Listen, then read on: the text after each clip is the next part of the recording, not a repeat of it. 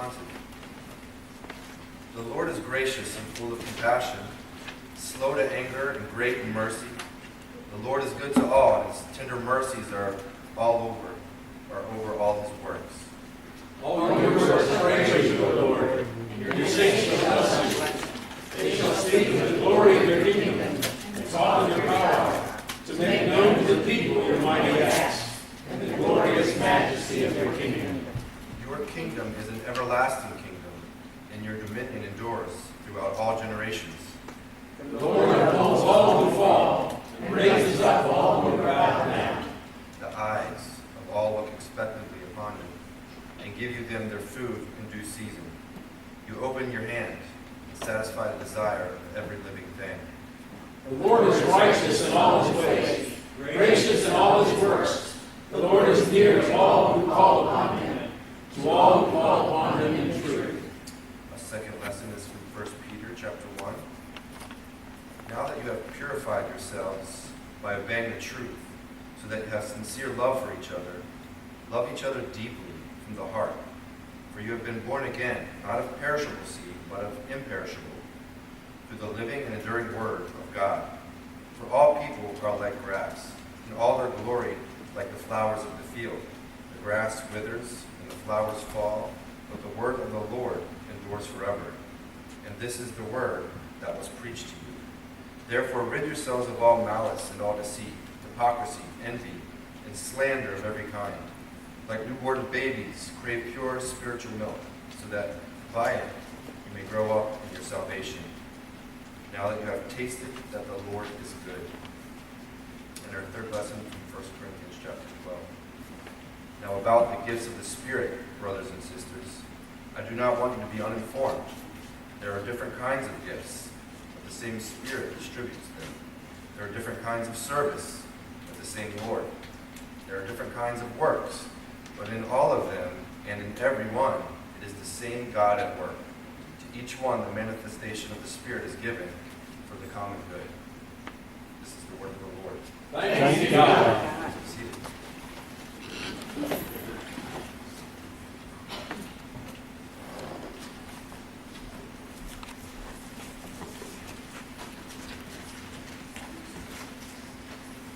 See, since the last Sunday we met in the chapel in June, and then 2 weeks ago when I returned to the book of Romans, it seems like we've been in Romans 12 for about 4 months. And in a way we have been. We're going to move away from verses 1 and 2 today, but not without a quick look back. I told you before that I think Romans 12 is one of the most important passages in all the Bible. And I think everyone should memorize Romans 12, 1 and 2, for sure.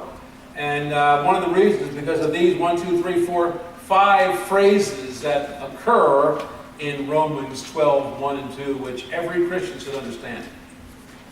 And the first one is a living sacrifice. Paul says, I implore you to be a living sacrifice. What does that mean? Well, Paul's using temple language. And you know what a sacrifice was in the Old Testament. It was a life that was put to an end and offered to the Lord as a sacrifice, burned on the altar. Paul's not talking about that. He's talking about a living sacrifice. A person who goes into the world every day aware that he is called, or she is called to be a living sacrifice, a walking, talking, passionate, maybe even fiery believer in Jesus. The fires of your love for Jesus, your knowledge of Jesus, your passion for Jesus, and your desire to follow Jesus should be evident. Let your life be a living sacrifice. Paul says that is nothing but your reasonable service. That's the least you can do in view of God's mercy. God has saved you from the power of sin in this world, the penalty for sin in the next world. He saved you even though you didn't deserve saving. He was merciful. So in light of that, you should respond by being a living sacrifice, offering yourself to God daily on the altar of obedience. Then Paul adds this, don't be conformed to this world, which is a pressure we all face. Everybody is under the pressure to be conformed to this world. Most of us are dressed today in conformance to the world. If I preach with a t-shirt and a pair of jeans, which I could do, but I won't, you would say, well, that's not right, isn't it? I mean, most of the cases would never hurt. I don't think so. Yeah, look at me. Do I look like a pastor or what? Come on, I'm the only person here wearing a tie. I mean, I'm wearing the official pastor garb. And that is a conformity to the world, not a bad one necessarily. But that's one small example of how the world's pressures, they weigh on us. If you watch cable news, I advise against it. But if you do, you are forever bombarded with this point of view or that point of view. You must think like this. If you don't, you are evil. You must have this kind of car. If you don't, you're an idiot. And on it goes. Paul said, don't be conformed. Don't let the world around you squeeze you into its own mold. Don't let that happen. Instead, Paul says, what? Be transformed. That's the word that the gospel writers use about the transformation of Jesus on the mountaintop. I mean, that's the same word. Instead of conforming to the world's standards, participate in your transformation into a new creation. That's what Christ did for you when he died on the cross. He didn't just save you from your sins, and we're glad he did. He also set in motion the process by which God will transform you into a totally new person. Not just a cleaned up religious view of your old self, a new person. Because, he goes on, this happens by the renewing of your mind. If you feed on God's Word, if you feed on God's sacraments, if you commune with the church and community, your mind will start to be renewed, and that is completely changed. You will start to see everything and everyone, your friends, your enemies. People who are in need, even though you know they haven't come against their own fault. People who are suffering, you will start to see all those people through the eyes of Jesus. Who would never say to a needy person, no matter how much of his trouble is his fault, Jesus would never say, well, you had to come. Jesus would move to that person with compassion. How can I help? We don't think like that. See, that's a product of a renewed mind. We're much more ready to judge that person on his own fault. He made it stew, let him live. Jesus, see, that's a renewed mind talking. So Paul's talking about Christianity in the most radical way it has ever been expressed at that point. And this is, listen, not the extraordinary, super Christian life. This is the normal Christian life. As Paul said. So we begin this section of Romans where Paul gets practical with that astonishing declaration of transformation and mind renewal. So let's continue in a minute with verses 3 through 8. We're all works in progress. We're still learning how to live a life of righteous morality and righteous ethics all the time. We all have gray areas of our obedience. We don't always speak the honest truth. We don't always do the exact right thing. We sometimes withhold our mercy. We're all works in progress. But we are being, the Bible insists, transformed. Lives that manifest in practice what we listen to and proclaim on Sunday mornings. This is the Christian life outside the walls of the church. You're all very well behaved in the sanctuary. I'll testify to that. And so will David Roberts. This morning, Paul will tell us how the transformed Christian will live his or her life outside the walls of the church. Let's pray.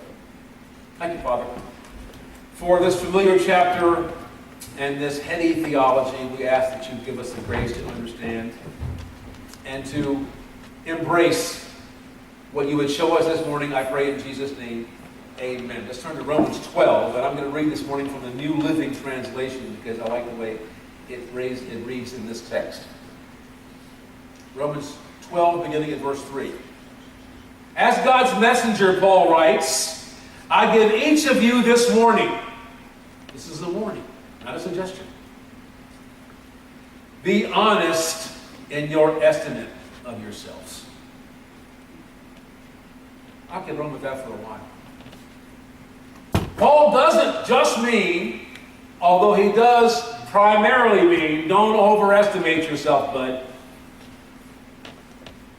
But he also means, I think, don't underestimate yourself. One of the great lies that runs through the church is Christians who undervalue themselves. Well, I really can't do it. I don't have any special gifts. The best I can do is show up once in a while. Don't think like that. That is not how a transformed new creation thinks. That is not how a renewed mind figures things out. Paul says, don't overestimate yourselves. I say also don't underestimate yourselves. So Paul here is talking about humility. Be honest in your estimate of yourselves, measuring your value by how much faith God has given you. It's interesting, isn't it? A lot of scholars have different takes on that sentence. For me, it works like this. Elsewhere, Paul talks about we live our Christian lives from faith to faith. For me, that means the faith that I had, the faith that informed my life when I was a new Christian, is quite different and a lot tamer and a lot weaker than the faith I have now after all these years following Jesus and reading the Word of God and being around the Christian community. My faith is now much stronger. And Paul says, your estimate of yourself, and this is only one take on this phrase, I know, your estimate of yourself will be based on the measure of faith you've been given at this time in your life. And Paul was not above praying, give me more faith. The disciples prayed to Jesus, give us more faith. This is more than my present faith can handle. Lord, give me more faith. That's a good prayer. Just as our bodies have many parts, and each part has a special function, so it is with Christ's body. Christ's body, which is the church. We are all parts of His one body, and each of us has a different work to do. And since we are all one body in Christ, we belong to each other. Do you ever think of yourself like that? Do you ever think of yourself? Katie is belonging to Sandra. Or Thomas belonging to me. I mean, really belonging. In the original text, Paul says we are all members of one another. It's a little more intimate there, as members of the body. I recognize that we are part of this local manifestation of the body of Christ, the church, and I recognize that we're not all the same. We are quite different, in fact, although we are extremely white this morning. I did note that. We're all quite different in the measure of our faith at this time in our lives, on this day in our lives. I have stronger faith some days than I do other days. But Paul says you are, whether you know it or not, connected. I mean, what goes on in this person's life, if you are in the church, is going to have some effect on your life. If it doesn't, you're being pretty hard-hearted. I mean, you know, if I injure my finger bears the brunt of the pain I feel, but my whole body's affected. If I get a bandage this finger, I'm suddenly not able to use this hand again. It goes on and on and on. Paul gets into this very deeply in 1 Corinthians 12. We won't go to this this morning. Read that this week for your Bible study. Paul talks about the church as Christ's body. Here he says, we belong to each other. Each of us needs, listen, all the others. Paul says there is no such thing as an unimportant church member. There is no such thing, even in a little church like this one, where every single person doesn't have a specific, precious value. Now, unless you think like that, you'll feel free to come to church when you feel like it, when you got nothing else on your agenda. if you really get the notion, if you really begin to understand that you are part of this body, you are a member and connected to all the members in some vital way, you'll know that when you're away, we will miss you, and not just in a sentimental sense. We'll miss your presence with us. Now, you can't come to church every Sunday, I know that. But I mean, the standard issue is if I believe that I'm a part of this unit, and I believe that I'm a vital part of it, and that I have a special role in it, given to me by God, well, I'm going to want to take my part every chance I get. I played on a church softball game for many years. It was fast pitch, slow pitch. Fast pitch, we had a small team, only 10 members. When 2 people weren't there, that team was not functional. We played, but we had big holes in our game. We tried to cover up for each other, but you can't do it all the time. Church is like that. I mean, I hate to use the word team, because we're the body of Christ. But these connections are vital. And like all churches, we have members in our church, like all churches, small minority, like in all churches, who do so much of the work of this church. They totally get Romans 12. They totally get 1 Corinthians 12.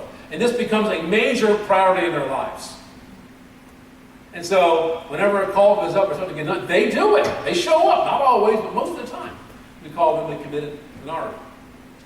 And I thank God for them. And I thank God for any time anybody can make it out for anything. But I mean, the church has to understand, as Paul says, I'm about to launch into some teaching here, that you got to understand is for everybody in the church. So God, through Paul, is talking not just to me, but to you. Verse 6, God has given each of us the ability to do certain things well. That's a very pedestrian way of saying spiritual gifts. And right now, I'm going to pause, and you tell yourself in your own brain, don't say it out loud, what you do well. Oh yeah, Paul, I know that, because here's what I do well. Right here, yeah. One thing might be 10 things. This is what I'm really good at. It might have nothing to do with church. Oh, this is what I'm good at. God has given each one of you the ability to do certain things well. So, Paul now talks about things that you might do well in and through the church. And he lists, I think, 6 gifts here? 6 spiritual gifts? Now, let me say a few words about spiritual gifts. Okay? Has anybody been to a spiritual gift seminar? Raise your hand. And the purpose of which was to identify your gift. I no longer handle it. I did one time. I went to this before. Okay, here's the teachers were good people doing a good job. They review all the gifts. I think if you add them all up in Romans and Colossians and Ephesians, you get up about 20 or 21. Identified spiritual gifts. And in these seminars, these teachers masterfully take you through a curriculum, which is very good, about what each gift does, what each gift is used for in the church, and find out with kind of an interesting, tricked-up questionnaire what your gift might be. And then we leave that at the conference praying that, Lord, is this my gift? It might have been a gift that I want to have, and that's okay, because Paul tells us to pray earnestly for the best gift. I think he means the best gift for you. That's what I think it means. And so I left that conference, I did several actually, and pretty sure that this was my gift set, was a phrase that was used. What is your spiritual gift set? Now, I find that too limited. I do believe, like Paul says, here and elsewhere, that we might well have a prominent primary spiritual gift. I have the gift of teaching. I'll say it out loud. I believe that I could have studied education all I wanted to in college and not have the gift of teaching. That I believe that God gave me that gift, and I believe part of that gift, I had a discussion with my brother-in-law, is a love of study, a love of sitting by myself and reading and writing. It's part of the gift, and I love it. And I'm pleased to exercise it, and I get great pleasure thinking that God is pleased by my using my gift. But, gee, does that mean that's my only gift? If I get fired and just become a regular church member and sit in the pews, could I stand it? I'm sitting here being taught. I have the gift of teaching. Now, this is over the top, I know. See, we can use these lists to limit our service. Well, I just don't have the gift of mercy, so I can't abide those people. I don't have that gift. What? You might not have that gift. But I'll tell you one thing. God wants you to pick it up if he puts you in contact with people like that. See, I believe the gifts are fluid. Yes, you might love the primary gift.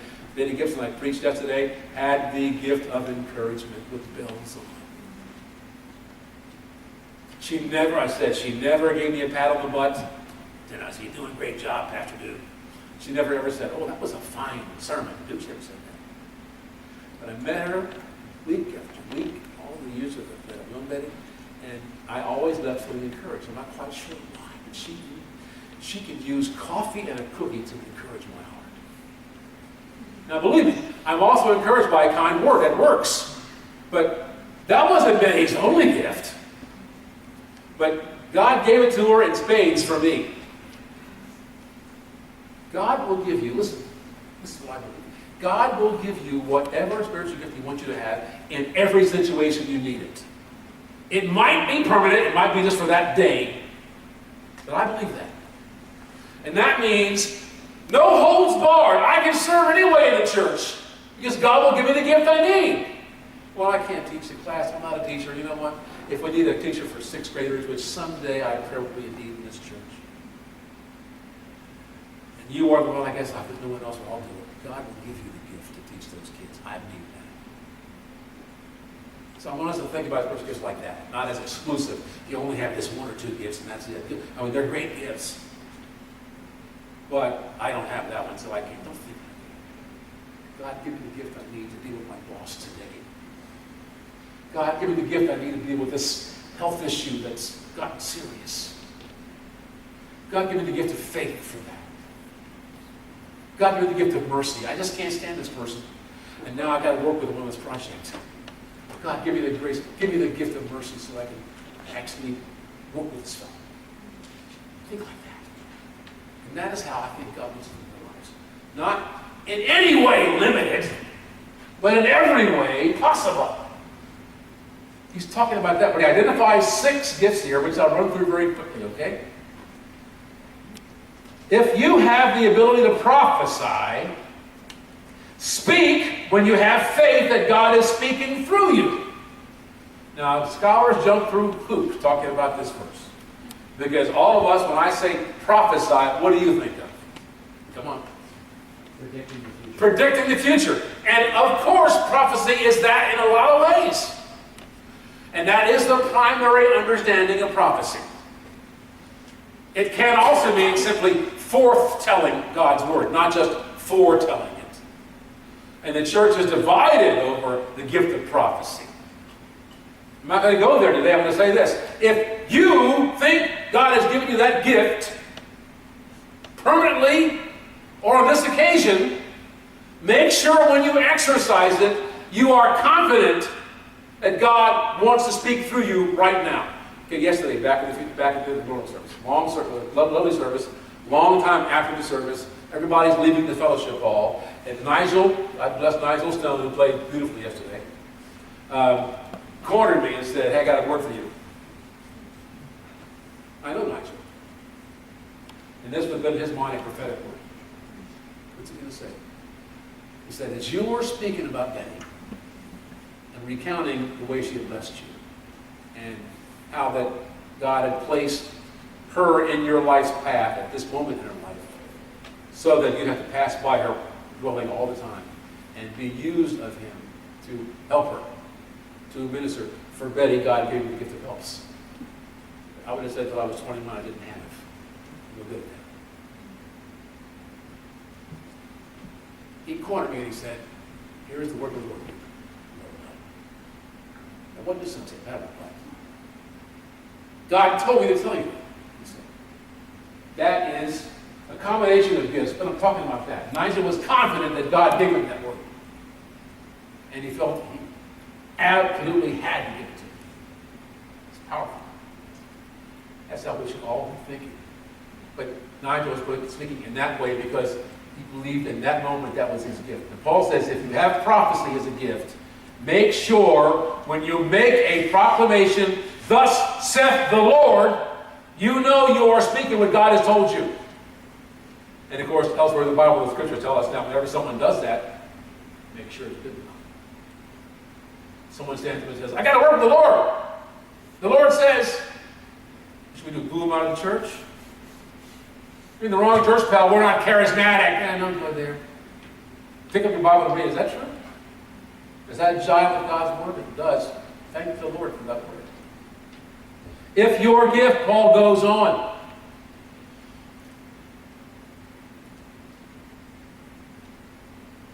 Serving others. Serve them well. How many of you have ever said, thank you, Lord, that I don't have the gift of serving. I don't have to be there for work day. If you come for work day, God will give you the gift of serving. But some of you are servants, you have servants' hearts. The church relies on you because you always show up. That may well be your primary gift. That's a phrase I made up. I don't think we have to use that. But there are those, you need help. God will give you the gift. That means He will give you the want-tos. I want to do that. It might not be until you get there. You might be crossing all the way down the road. Oh, I got so many things to do. I should be in church this morning. When you get there, God will give you the want-tos. I mean it. If your gift is service, Paul says, serve them well. If you are a teacher, do a good job of teaching. Now, prophesying, or if we're going to say preaching and teaching, aren't the same thing. What's the difference? Any idea? What's the difference, I'm asking the church, between preaching and teaching?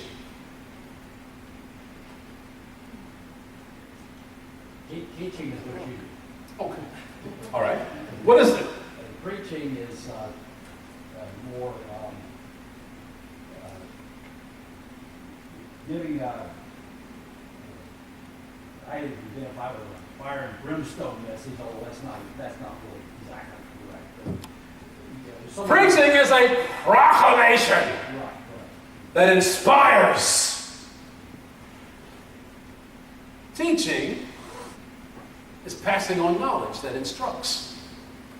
They can blend together sometimes.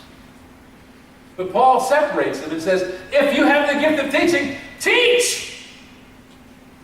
And do it well. And I say, if you're called upon to teach, pray for that gift. You'll get it. And when you get it, do it well. Paul goes on. If your gift is to encourage others, do it. And your pastor says, please do it. Everybody needs encouragement. And this might be, in my mind, the best, the most important gift in the church. Not just encouraging the pastor, encouraging everybody. John and Lynn fought this battle with their daughter all these years. They need encouragement. What does that mean? It's the word. Pray for them. I got you pray. God is at work in this. I know. I want you to know that. I want to help you remember that. And I'll pray for you. But most of us say, well, isn't that awful? No, it's not encouragement. That's caving. If you have the gift to encourage others, do it! An exclamation point. If you have money, share it generously. I love that version. The King James says, if your gift is giving, give liberally. The translator here says, if you have money, share it! It doesn't sound very American, does it? Oh, we have, once back to cable news, you don't talk about sharing the wealth. We don't talk about that. Good grief, that means we're done. Paul is telling us, if you have money, God has given you an abundance. It's not just for your bank account. It's not just for your wardrobe. It's not just so you can buy a new car in 2 years. If you have money, God will give you the gift to share it. Well, everyone says right away, well, I don't have that kind of money. The rest of the world says, yes, you do. You have lots of money. You have a lot more than you need, and you know as well about it. Not everybody, but most of you. And God is saying through Paul here, He has a claim on your abundance. Yes, meet your needs. Yes, take care of your kids and make your house payment. Yes. But your abundance, God's claiming you. I want you to share that. Not give it away, not throw it away. Find a place where it can be put to great use for the kingdom. That's maybe not the favorite gift of the church, but it's important too. I mean, the fact that this little community of saints was able to cough up $100,000 for a little church in Uganda is an astonishing thing. And for that moment, God gave this church a gift of it's awesome. Bless so many people. And continues to bless them. And while I'm at it, I got to remind you, I need $600 more for Pastor Moses' library. I'll have him ask it out next week. Because he's trying to build a library for a seminary. And I've got a list of books ordered on ChristianBook.com, and I want us to buy them. Again. Another subject. If God has given you leadership ability, take the responsibility serious. This weighs on my heart and my little church. When I was called to be this church's pastor, anybody was around then? Sandra was. Carol was. She was, I said, I will accept your call if David Unruh agrees to be an elder. Why did I say that? Because David Unruh is the gift of leadership that I do not have and haven't gotten yet. Church will grow depending on how well the members respond to the gospel and depending on how well they are led. And when Dave Unruh, Pennsylvania, we lost a major proponent of the gift of governance or leadership. So I'm praying for someone to step up and become the leader of this congregation. I'm the pastor. I never claimed to be gifted with leadership. I prayed for it. So far, God has not been gracious fit to make me a strong leader. And so I keep praying for that. Because if you have leadership ability, take that responsibility seriously. Exercise it. Step up. Say, I can do this. I can work up a strategy for outreach in the community. I can figure out a way to help get people to bring visitors to church more often. I can do that. I can arrange a program. I can put together something. That's what we're calling for. That's what Pastor Vic is calling for right now.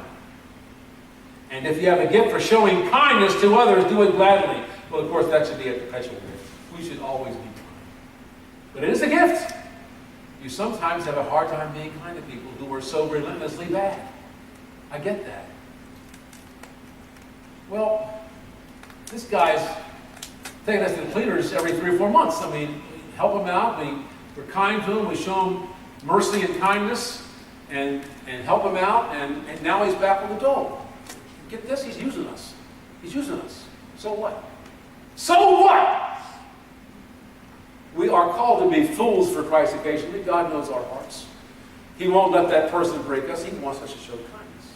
And the church, by means of this message, should be the kindest people on the planet. Every time you see a Christian on television, back to cable TV again, with a microphone stuck in his face, what he says should sound so kind. Does it sound kind like that to you? Not often. It sounds mean. It sounds judgmental. It sounds harsh. I mean, the Christians are different creatures. We're different critters. When a Christian comes on the air, he or she should sound and look and act like nobody else on television. Wow. That person. What a gracious thing to say. May that be said of you this week at least once. How kind that was. Maybe you didn't hear someone say that. But may someone say that about you this week. Well, wow. Thanks. That was a real shot in the arm. Boy, thank you. I hope you hear that at least once this week also. Next week we'll move ahead about the primary command of the church, which is love. For this week, ask yourself, Lord, do I have a primary gift like Pastor Vic puts it? Am I putting it to use for your glory in the church? Is my expertise in this field being put to good use in your kingdom? Or Lord, I would like to have the gift of kindness. I'm great with the smart aleck wisecrack. I'm good with the put down.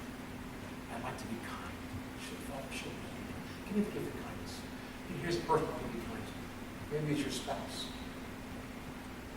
Pray earnestly for the gift that you think God can use you to someone else's blessing. Maybe permanently, maybe this for this week or this month. That's what Paul is telling us. We should be transformed people who are being transformed before each other's eyes, however gradually, in new creations. Thank you, Lord, for this reminder that we have a high calling.